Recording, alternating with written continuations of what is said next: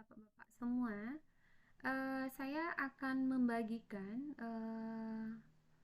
terkait dengan pengembangan perangkat di sini, karena pengembangan perangkat itu dimulai dari saya yang pertama kali.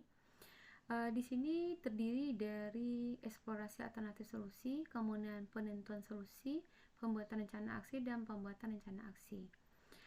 Untuk berdasarkan jadwal itu saya masuk ke penentuan alternatif solusi, kemudian eksplorasi alternatif solusi, penentuan solusi, dan pembuatan rencana aksi hanya hari pertama saja. Kemudian nanti 11 harinya nanti Anda akan bersama dengan Pak Toto begitu. Saya akan melihat di sini, kita akan sama-sama membaca instruksinya di sini bahwasanya mata kuliah pengembangan perangkat di desain atau desain pembelajaran interaktif memiliki beban belajar 3 SKS. Kegiatan pembelajaran mata ini terdiri dari 4 langkah yang seperti yang saya sebutkan tadi. Jadi Anda, Bapak-bapak nanti bersama saya itu sampai dengan rencana pembuatan aksi. Pembuatan aksi yang untuk hanya 1 hari saja. Jadi di sini pembuatan aksi itu adalah lebih fokus kepada pembuatan perangkat pembelajaran berdasarkan dari eksplorasi alternatif solusi dan penentuan solusi yang Bapak-bapak tetapkan yang 4 buah tersebut. Kegiatan eksplorasi alternatif solusi dilakukan dengan cara mengeksplorasi sejumlah alternatif solusi untuk penyebab masalah yang sudah ditentukan. Jadi Bapak-bapak kan menentukan identifikasi masalah yang akan diselesaikan itu kan ada 4. Kemudian penyebabnya kan sudah dieksplor sebelumnya atau akar masalahnya. Jadi nanti kita akan mengeksplorasi sejumlah alternatif solusi terkait dengan masalah yang Bapak-bapak angkat. Kemudian melakukan riset dengan melakukan kajian literatur, berarti Bapak-bapak nanti akan di sini mencari jurnal, kemudian wawancara kepada guru kepala sekolah dan pengawas atau rekan sejawat di sekolah. Yang untuk rekan sejawat ini bisa Bapak-bapak ambil di sini adalah teman-teman yang ada bergabung dengan Bapak-bapak di sini itu adalah yang ada di Zoom. Jadi nanti akan kita juga buat berkelompok-berkelompok nantinya. Kemudian wawancara pakar dan lainnya yang relevan, kemudian melakukan analisis pros dan cons. Jadi ini adalah melakukan analisis pros dan cons, adalah kekuatan dan kelemahan dari masing-masing alternatif solusi tersebut. Jadi misalnya alternatif solusinya yang untuk yang Bapak tentukan itu adalah pembuatan media yang lebih interaktif begitu. Nah, jadi kekuatannya apa terhadap media interaktif tersebut, kemudian kelemahannya apa?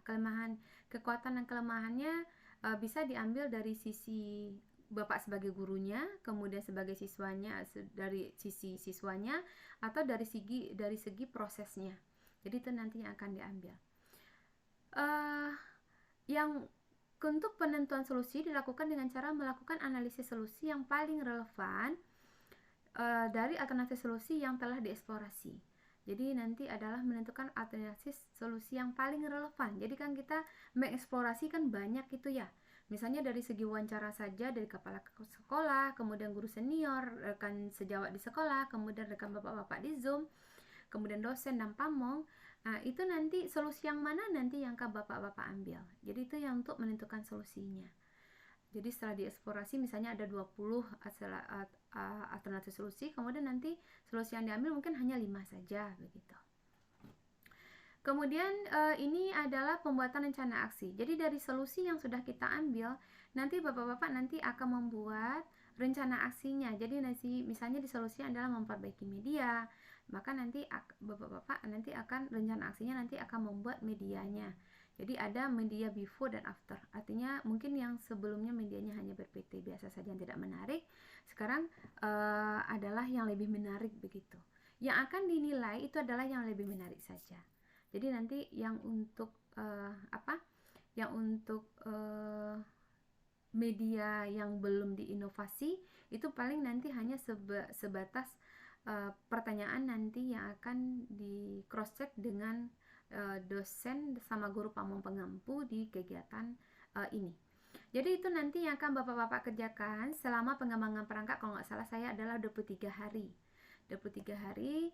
Jadi dengan saya, dengan Pak Yon itu hanya sampai pengantar untuk rencana aksi pertama. Jadi kalau saya sih mengharapkan karena ada 1 hari itu Bapak-bapak minimal sudah menyelesaikan 1 RPP nantinya. 1 RPP. Kemudian untuk hari berikutnya itu silakan dilanjutkan dengan dengan kegiatan yang lain. Tetapi kalau seandainya kita bisa membuat ininya lebih cepat diselesaikan, sehingga nanti untuk rencana aksinya saya bisa akan pandu untuk satu perangkat saja dari 4 perangkat nanti yang akan Bapak buat begitu perangkat pembelajarannya. Itu yang saya harapkan nantinya. Kemudian bagaimana contohnya ini? Jadi kata contoh yang akan Bapak buat itu adalah mengacu ke ini ya Bapak-Bapak ya, mengacu ke ini. Jadi kemarin itu yang untuk gelombang kemarin itu ada dia yang tidak mengacu ke ketentuan ini. Jadi dasarnya adalah ini.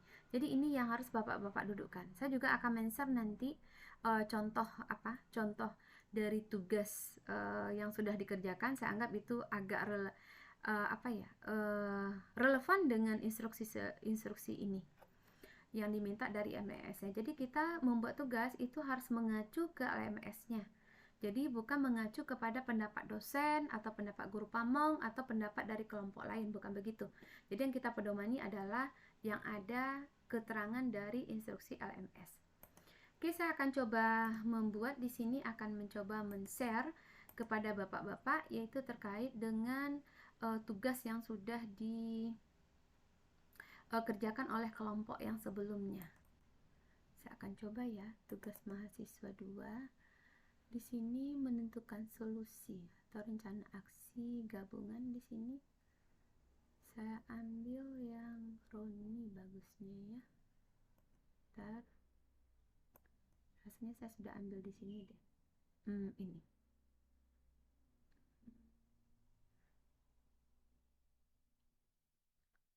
Ini yang untuk eksplorasi alternatif solusi yang akan Bapak-bapak kerjakan ya. Nih, oke.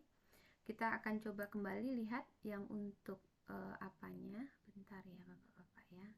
Saya tadi mengambil LMS-nya di mana ya? Oh, di sini. Kita lihat dulu yang eksplorasi alternatif solusi. Kita fokus ke sini saja dulu ya. Jadi kita nggak membahas yang lain dulu. Jadi kita ambil ini bahan ajarnya.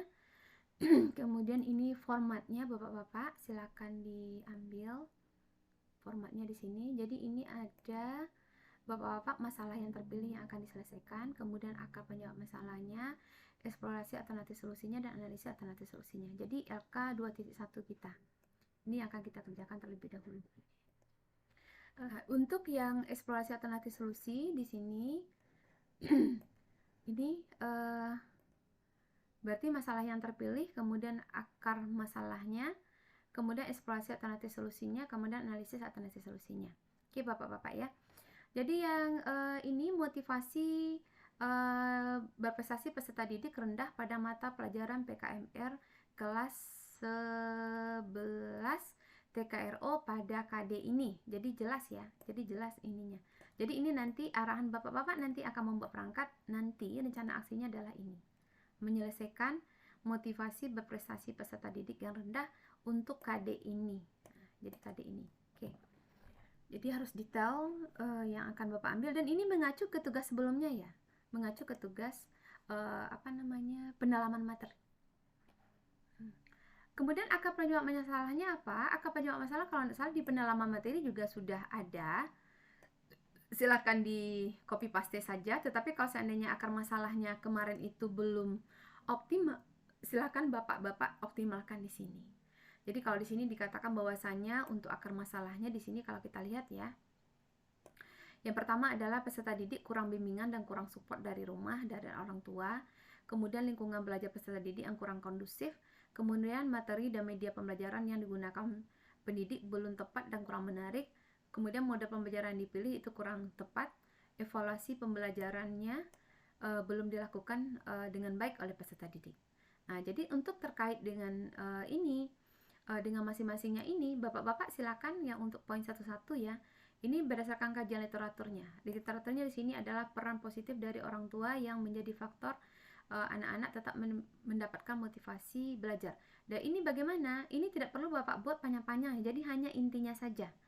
Artinya di sini kan dikatakan bahwasanya kurang bimbingan dan support dari rumah oleh orang tua terhadap peserta didik. Makanya motivasinya rendah. Nah, berdasarkan penelitian Alfico ini, itu peran orang tua menjadi faktor agar anak-anak mendapatkan motivasi belajar pendidikan yang motivasi pendidikan ini. Apa hasilnya? Hasilnya ini Bapak bikin cukup hyperlink aja. Hyperlink begini. Jadi bisa kita klik ininya, Pak. Bisa diklik di sini. Ini dia. Ini berdasarkan artikel ya. Artikel kalau bisa dari jurnal ya Bapak-bapak ya. Kalau ini kan ini dari artikel ya. Kalau ini Kelas Kementerian. Rasanya ini juga apa ya? Juga kurang ini kalau menurut saya. Kurang bagus ya artikelnya, jadi diambil dari artikel yang memang relevan lah Bapak-bapak. Ini hyperlinknya seperti ini. Ini ada artikel yang kita ambil, lingkungan belajar sebagai pengolahan kelas semua kajian literatur. Jadi ini berkaitan dengan aspek-aspek dari orang tua. Jadi Bapak-bapak nanti akan membuat hyperlinknya. Membuat hyperlink begini ya caranya. Misalnya kalau begini, kita ambil dulu. Kebetulan di sini dia sudah menempatkan di Google Drive ya. Kalau seandainya Bapak-bapak tidak ingin menempatkan di Google Drive, itu bisa saja. Caranya itu Bapak cari dulu, misalnya ya, sebut nama saya saja ya. Misalnya nama saya saja. Tapi ini nggak relevan dengan yang punyanya si ini ya, punyanya solusinya. Jadi misalnya saya buat di sini saya jurnal EPI kajian profesi guru misalnya ya. Oh ini nggak ada, ini belum ada artikelnya. Saya ambil misalnya di sini itu adalah media pembelajaran nih. Media pembelajaran. Oke. Misalnya di sini infotek ya, ini ya, misalnya Kak begini. Nah, ini pengaruh media pembelajaran. Oke, saya ambil di sininya artikelnya ya, artikelnya PDF-nya ini. Oke, berarti kita ambil linknya, copy paste aja ya Bapak-bapak ya, kita copy paste. Kemudian misalnya tadi kan dibilang bahwasanya namanya di sini eksplorasi alternatif solusi ya, misalnya saya buat di sini itu adalah Irma Yulia Basri. Tahun berapa ini ya? Tahun 2019 misalkan ya. 2019. Nah, ini Bapak-bapak membuat di sini saja hyperlink, klik hyperlinknya. Kemudian masukkan link yang sudah kita copy paste, ini dia. Kemudian lanjut isinya apa? Isinya di sini adalah mengatakan bahwasanya peningkatan hasil belajar pada ini meningkat rata-rata 63% mahasiswa tuntas meningkat menjadi 40%.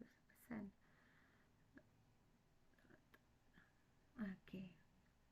Jadi pakai bahasa kita ya Bapak-bapak ya. Berarti tulisannya di sini adalah penggunaan media trainer IC 55 dapat meningkatkan hasil belajar mahasiswa sebesar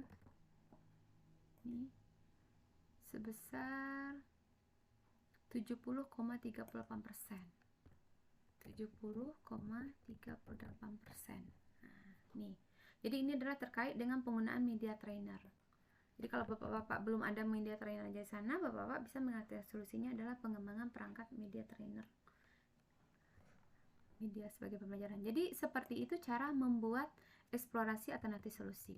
Kemudian Bapak-bapak bisa mencari yang lainnya ya, yang berkaitan dengan masalah kalau berkaitan dengan media. Kemudian kalau berkaitan dengan motivasi belajar misalnya tadi ya. Jadi bisa kita cari di sini adalah Bapak-bapak bisa ngambil di sini adalah Google Scholar. Google Scholar ya. Google Scholar di sini buka. Kemudian diambil di sini itu adalah pengaruh motivasi, pengaruh apa ya? Kalau tadi kan dikatakan di sini adalah peran orang tua terhadap motivasi belajar beserta didik. Nih. Nah, ini kan ada nih. Nah, ini ada. Jadi boleh yang untuk kelas SD pun nggak ada masalah ya, karena yang kita ambil kan ininya saja. Jadi nanti bapak-bapak kita ambil PDF-nya, ini download PDF-nya ya. Nah ini, jadi tinggal di copy paste aja ya, copy paste, nih. Kemudian dimasukkan ke sini. Ini namanya siapa? Namanya sini adalah Linda Utami Putri. Buat aja di sini. Linda Utami Putri dan kawan-kawan. Itu tahun berapa? Kita buat di sini itu adalah tahun 2022 ya. 2022. Nih. Jadi tinggal diginikan saja. Kita blok, kemudian kita hyperlinkkan, kemudian kita ginikan. Nih. Kemudian kita ambil hasilnya seperti apa. Nah, ini kita lihat intinya ya. Jadi harus dibaca dulu. Peran orang tua sangat Orang tua sangat berperan terhadap prestasi anak. Terhadap prestasi anak. Nah, prestasi anaknya itu seperti apa? Baca saja ke bawahnya, Pak. Apa yang ada di sini? Atau kita ambil kesimpulan saja. Ini kita ambil yang di kesimpulan ya.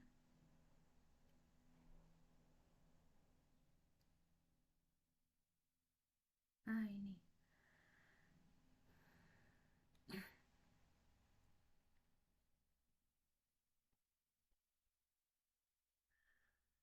Ini kok tidak ada kesimpulannya ya?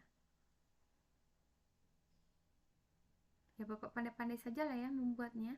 Bahwasanya di sini peran orang tua terhadap motivasi anak itu sangat besar. Besarnya apa?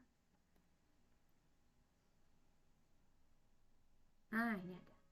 Motivasi belajar anak itu ini. Jadi Bapak-bapak tinggal mengcopy paste ini aja.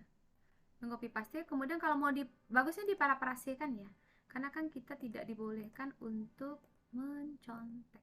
Nah, ini. Di desa Kanindeta terdapat ya.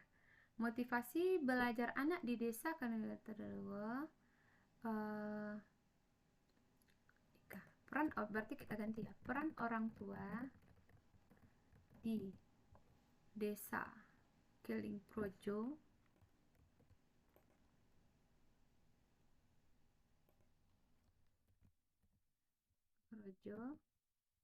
sangat berpengaruh terhadap ya terhadap peningkatan prestasi motivasi belajar siswa apa kita lihat di sini. Nah, ini siswanya siswa apa ya, saya berarti Bapak lihat lagi ke atas siswa apa gitu ya. Siswa apa gitu, siswa apa, jadi ini diparafrasekan kalimatnya.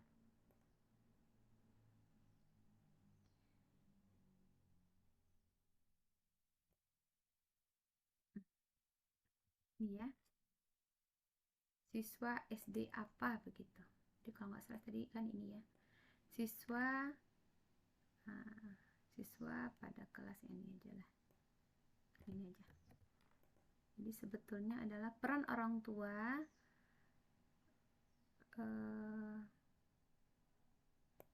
sangat berpengaruh lah betul ya, sangat berpengaruh terhadap peningkatan prestasi siswa. Nah, ini aja. Nah, ini. Oke. Terus kemudian dilihat, kan tadi dikatakan bahwasannya kan ada dibilang bahwasannya semakin besar peran orang tua semakin besar juga motivasi belajar siswanya. Nah, begitu Bapak-bapak ya. Nih. Jadi nanti seperti ini Bapak-bapak buat ini baru yang untuk kajian literatur. Kemudian nanti kan ada juga dianya yang untuk ini yang untuk literatur ya. Berarti ini literatur buat 5 ya Pak ya. Kemudian wawancara ini dari dosennya. Dosennya nanti saya karena saya juga berdempetan dengan wawancara praja Bapak-bapak, jadi nanti yang khusus untuk saya ditinggalkan saja terlebih dahulu. Nanti saya akan mereviewnya mungkin melalui video seperti ini. Jadi nanti Bapak tambahkan. Kemudian nanti juga ditambahkan Pak Yon, kemudian guru BK yang ada Bapak di sana, kemudian dari peserta didik, kemudian dari rekan sejawat Bapak-bapak yang ada di Zoom, dan rekan sejawat Bapak-bapak yang sama mengajar. Nah, itu dia. Ini adalah yang untuk persoalan yang kedua ya. Persoalan yang kedua, ini adalah wawancara diskusi dengan temannya yang ada di Zoom ini Pak. Karena sama-sama saja, ini yang dengan Pak Yon. Jadi ini wawancara ya, kajian literatur, kemudian wawancara. Nih, oke. Jadi itu yang untuk eksplorasi masalah. Nah, kemudian yang untuk analisis alternatif solusinya, masing-masing ini itu Bapak buat, jadi kan ada alternatif solusinya, kan ini ya. Nah, kalau ini kelebihannya apa begitu, kelebihan peran orang tua misalnya ya. Jadi kan ada tadi terkait dengan peran orang tua.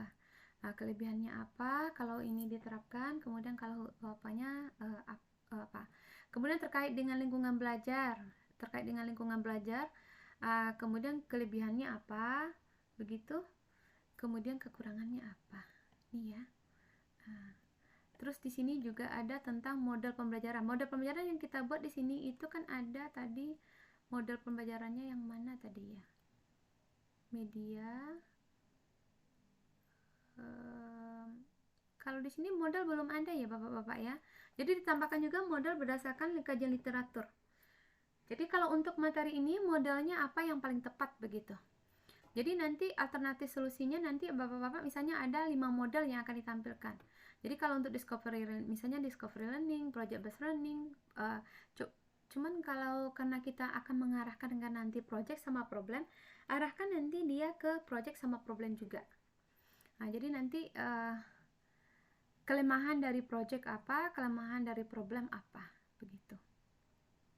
Jadi masing-masing dibuat. Jadi kalau ini kan dia pergi Jisau ya, harusnya bukan ke Jisau ya Bapak-bapak ya. Arahkan nanti ke problem sama ke project ya. Kemudian kalau mau ditambah dengan yang lain juga boleh, misalnya discovery khusus untuk kelas 1 juga boleh ya. Atau inquiry juga boleh. Ini. Jadi masing-masingnya nanti akan Bapak berikan pros dan cons-nya seperti yang dijelaskan di sini tadi. Yang dijelaskan di awal tadi ini. Itu yang terkait dengan kekuatan dan kelemahannya. Jadi jangan salah begitu. Oke, saya akan mencoba lagi mencari di sini yang untuk contoh yang lain ya. Saya Roman Taufik, mungkin ini ini Pak Roman Taufik ini juga bagus ya. Ini contohnya di sini. Kurangnya maksimal, tidak menerapkan model pembelajaran yang inovatif, peserta tidak memahami bilangan dan satuan pada ukur, menggunakan lalu ukur, motivasi belajar rendah. Hasil belajar ini terkait dengan hasil belajar. Nah, ini kekuatannya masing-masing ya Pak ya. Nah, ada. Kemudian ini terkait dengan PJBL ya, dengan PBL. Cuman kalau menurut saya begini ya. Harusnya satu-satu bagusnya. Jadi kalau misalnya dulu maksimal menyampaikan materi, kalau terkait dengan materi itu kan adalah ya memang pembelajarannya apa ya. Oke lah, boleh. Ini bisa digabung sebetulnya ini. Bisa ya. Nah, ini kalau PJBL apa? Kemudian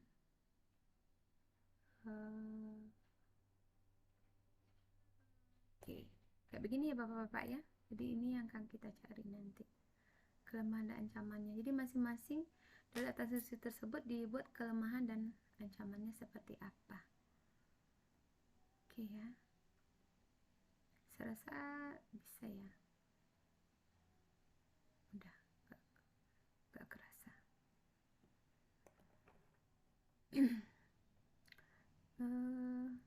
Itu kalau menurut saya Bapak-bapak, contoh yang lain juga sama ya.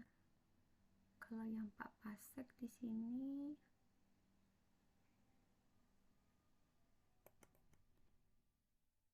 ini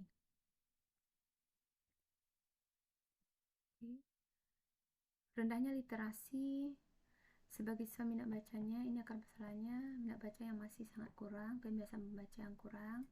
Jadi di sini katakan bahasanya untuk meningkatkan literasi dapat dilakukan dengan ini, begitu ya Pak ya. Nah, jadi ini terkait dengan alternatif solusinya.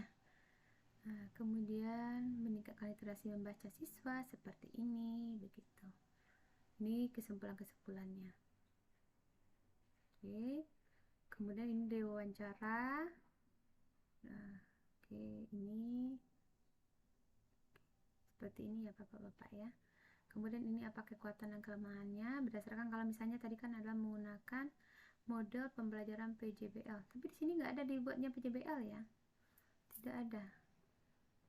Jadi harusnya di sini kalau untuk model pembelajaran PJBL di sini kajian literaturnya juga harus ada dulu PJBL-nya begitu.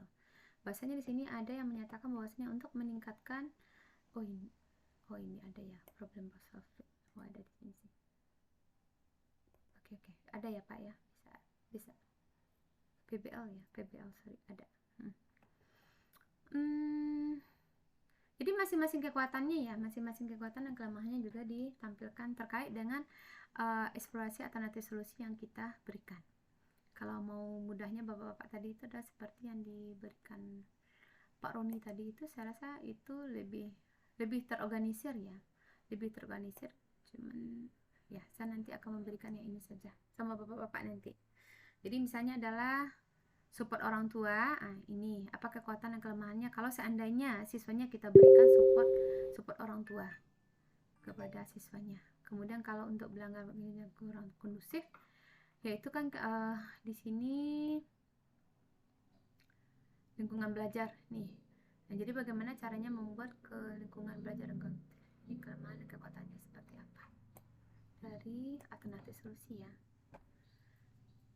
Kalau saya lebih berfokus ke ini ya Pak ya. Jadi misalnya alternatif lingkungan belajar. Lingkungan belajarnya itu yang seperti apa yang mengkondisikan lingkungan belajar.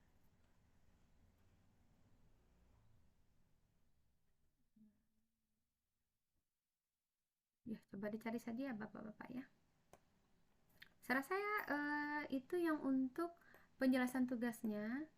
Jadi nanti dari masing-masing alternatif solusi ini Bapak analisis kekuatan dan kelemahannya. Jadi misalkan di sini meningkatkan peran orang tua. Nah, meningkatkan peran orang tua itu apa kekuatannya atau kemudian kelemahannya apa?